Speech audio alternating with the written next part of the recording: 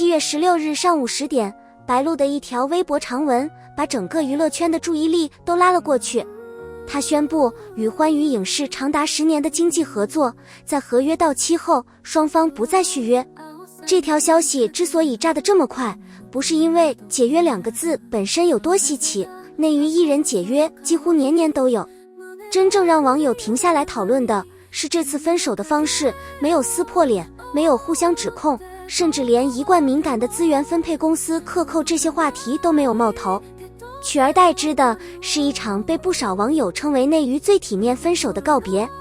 今天這期我們就從這條10年之約說起，把白鹿最近3個多月密集發生的幾件事，跑男風波、解約、替身爭議、數據、新劇串起來看一看。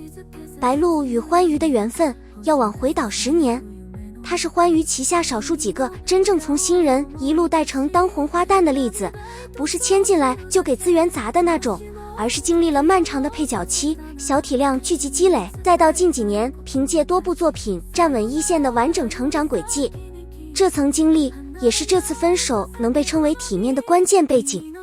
換句話說，如果沒有這10年扎扎實實的合作基礎，單靠一封公關文案是撐不起和平分手這個說法的。白鹿在長文中用了平和、感恩的措辭回顧這段合作，沒有情緒化的表達。幾個小時後，歡娛影視創始人於正也發布長文回應，用了一個被廣泛轉發的說法來形容這次告別的心情，大意是像嫁女兒一樣，帶着不捨也帶着祝福。這條互動直接把話題送上熱搜，討論度甚至蔓延到了平時很少追星的人群，不少人感慨，這可能是近幾年內娛最少見的一次好聚好散。值得注意的是，這次解約並不是裸辭式的空窗期。消息顯示，就在官宣當天下午，圈內已經流出白鹿新團隊組建完成的消息，各個崗位配置基本到位。這個節奏說明一件事，這次到期不續更像是一次經過長期規劃，雙方都有心理準備的正常過渡，而不是臨時的矛盾爆發。對於一個已經連續多部作品拿下商業成績的演員來說，從大公司體系走向更自主的团隊模式，本身也是行業裡常見的職業發展路徑。要理解這次分手為什麼會被解讀成體面收場，還得把時間線再往前撥到今年4月底到5月的《奔跑吧》。4月25日播出的海上接力環節，白鹿和孟子義抽到了相对輕鬆的項目，全程坐着，同期的年輕嘉賓則需要在風浪裡完成長距離游泳、划船等高強度任務。轉場時，面對喘着氣的嘉賓，白鹿反問了一句：“你們真的覺得累嗎？”“我只覺得曬。”這句話被截取傳播後，話題閱讀量迅速破億，不少觀眾認為這句話缺乏共情，站着說話不腰疼。5月12日，節目頂碗答題環節又出現一個片段，按遊戲設定，負責加水的嘉賓會在特定情況下把水潑向躺地的選手。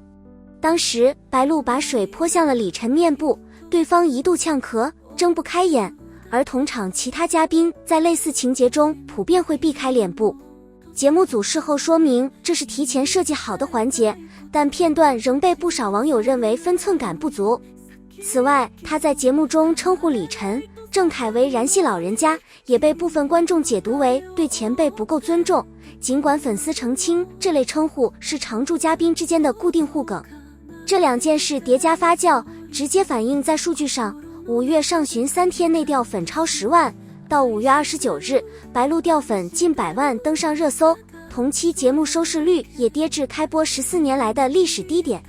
5月5日，奔跑吧節目組曾以假字闢謠白鹿退出跑男的傳聞，強調她是常駐女 MC 中唯一不可替代的角色。但這次闢謠並沒有完全平息輿論，爭議的核心其實不是會不會退出，而是觀眾對她綜藝言行的觀感落差。面對持續發酵的討論，白鹿本人沒有正面回應或辯解，節目錄製和日常更新照常進行。而這場綜藝風波留下的路人緣鬆動，也為半個月後莫離開播時的替身爭議埋下了一層更敏感的輿論底色。6月9日，莫離在這樣的輿論背景下開播，沒過多久，另一場風波接踵而至。7月初，網友發現劇中部分打戲的遠景、中景鏡頭身形與本人不符，懷疑是5T 出演，而劇組給替身臉部打了馬賽克處理，被認為穿幫明顯。劇方隨後刪除相關切片，連夜修改鏡頭的操作，反而被部分觀眾解讀為刻意掩蓋，爭議進一步發酵。幾天後，又有所謂片場喝茶截圖流出，一度被解讀為文戲也使用了替身。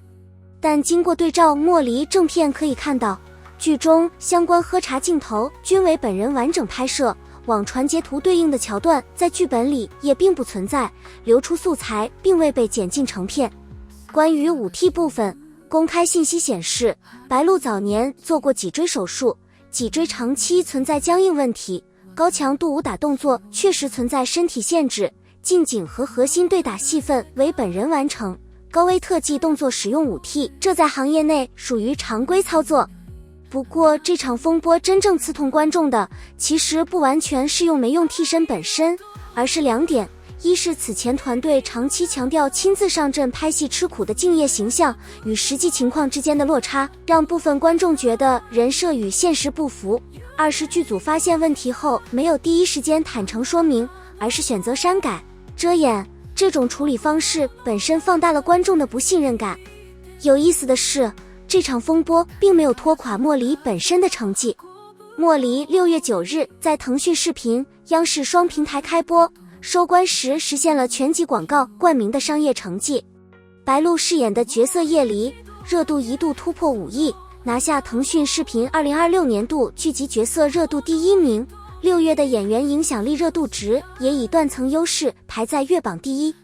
多位劇評人和觀眾對莫離的整體質量給出了中上評價，認為白鹿在多重人格切換、原聲台詞方面比過往作品有明顯進步。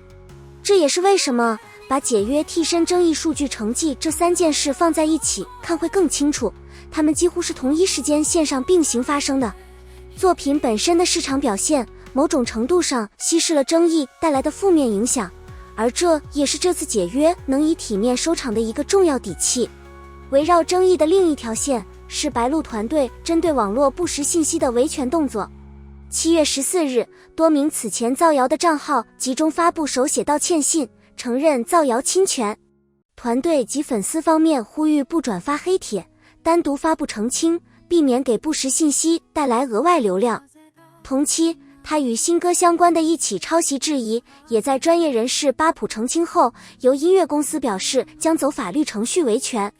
再往後看，白鹿接下来的工作安排已經比較明確。7月中下旬，他將進組改編自一書小說的新劇《開到荼蘼》。此前網傳的男主人選李雲瑞一方已正式否認合作，目前該角色人選轉向彭冠英。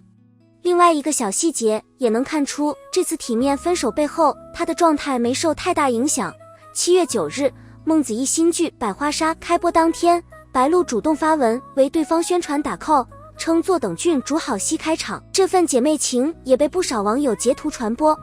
另外一個值得一提的細節，7月初出道10周年音樂會舉行後，白鹿將微博置頂換成了與粉絲的10周年合影，並重新定義了自己的名字寓意，白是白夢妍的白，鹿是粉絲名鹿茸的鹿。這個動作被看作他正式進入演藝生涯下一個10年階段的一個標誌性節點。另外一個值得一提的細節，7月初出道10周年音樂會舉行後，白鹿將微博置頂換成了與粉絲的10周年合影，並重新定義了自己的名字寓意，白是白夢妍的白，鹿是粉絲名鹿茸的鹿。這個動作被看作他正式進入演藝生涯下一個10年階段的一個標誌性節點。